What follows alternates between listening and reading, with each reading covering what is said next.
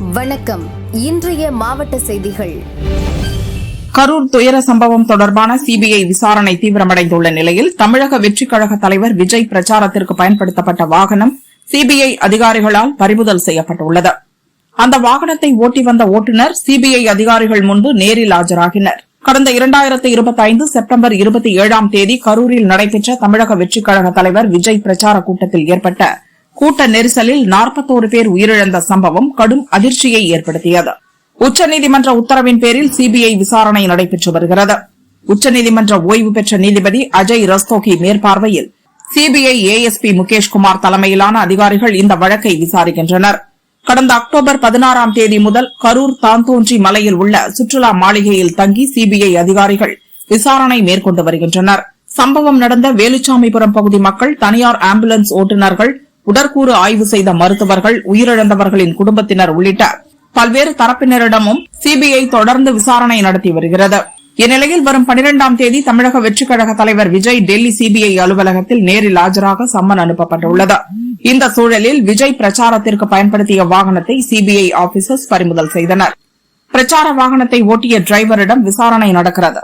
பிரச்சாரம் தொடங்கிய நேரம், வாகனம் நிறுத்தப்பட்ட இடம், பிரச்சாரம் முடிந்த நேரம் மற்றும் அங்கிருந்து புறப்பட்ட நேரம் உள்ளிட்ட பல்வேறு தகவல்கள் கேட்கப்படுகிறது. விஜய்க்கு 12ஆம் தேதி சம்மன் அனுப்பப்பட்டுள்ள நிலையில் விசாரணை தீவிரமடைகிறது.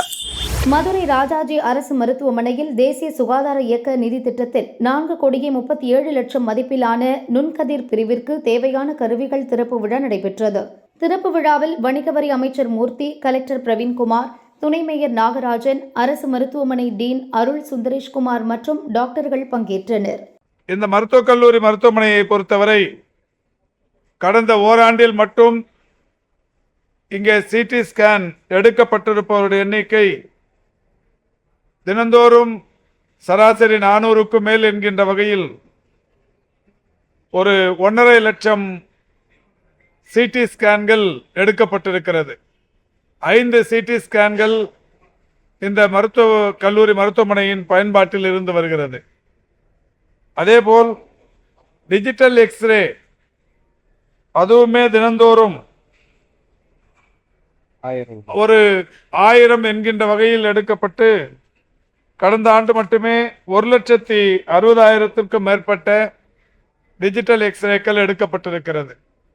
சிடி ஸ்கேன் 1.5 லட்சமும் டிஜிட்டல் எக்ஸ்ரே 1,60,60,000 என்கின்ற வகையிலும் கடந்த ஓராண்டில் மட்டும் எடுக்கப்பட்டிருக்கிறது.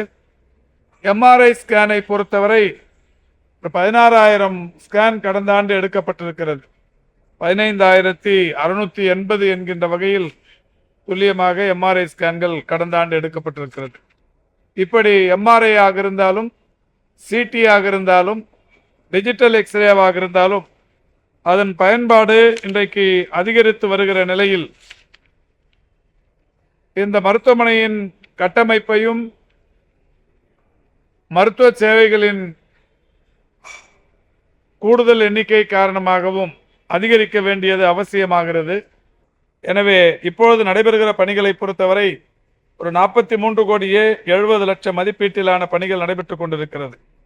இதையும் தொடர்ந்து இன்னமும் நடைபெற வேண்டிய பணிகள் என்கின்ற வகையில் திட்டமிடப்பட்டிருப்பது 38 கோடி ரூபாய் செலவில் ஒரு 100 படுக்கைகள் கொண்ட தீவிர சிகிச்சை பிரிவு கட்டிடம், 2 கோடி செலவில் விடுதி கட்டிடத்தை மேம்படுத்துவது என்று பல பணிகள் இன்னமும் திட்டமிடப்பட்டிருக்கிறது. இப்படி நூற்றுக்கணக்கான கோடி ரூபாய் செலவில் இந்த மருத்துவக் கல்லூரி மருத்துவமனை, ராஜாஜி அரசு மருத்துவக் கல்லூரி மருத்துவமனை இன்றைக்கு மிகப்பெரிய அளவில் பயனை தந்து கொண்டிருக்கிறது.